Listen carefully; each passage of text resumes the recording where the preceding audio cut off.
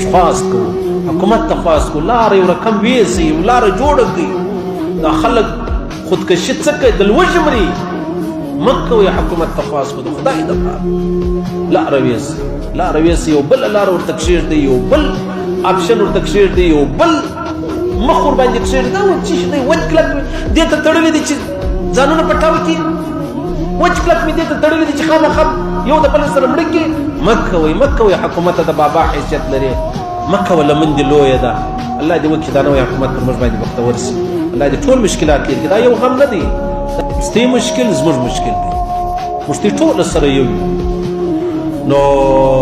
چې هر چا دا مشکل ځینې لرې کوي د دغه مسلمانانو سره خو د یوه مسلمان سره الله یو مشکل لرې کړي درو اویا مغفرت یې الله لیکي نو که د دا 15 لکو انسانانو مشکل یې لرې کوي بیا څو مغفرتونه الله لیکي اوس یې ضرب کوي په درو اویا او یو مغفرت د دې دنیا د ټولو مشکلاتو لپاره کافي یو مغفرت بیا دا باډر دا اوس کې ملګري راته ویلې چې قندوزه سه خلک رالو باډر لره دلې په پټه کې یو بچی و د هغې واده و 11-12 ورځې دا پر باډر تېرې کړې هېڅ ترتیب نه جوړېږي نه د دې خوا نه ده اوس دغه بچی ده د دې د ژوند هغه یو ارمان دی چې زه ودېږم زه به ځم زما به کور یې زما به پلانی یې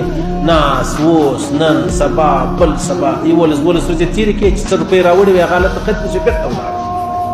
اوس په موږ کې دونه انسانیت نشته دونه مسلمانیت نشته دونه همسایه‌توب نشته دونه ښهتوب نشته دی لاره جوړه کړه یاره دا اویا کاله مې جوړه کړې وله څه اسمان را چپه شو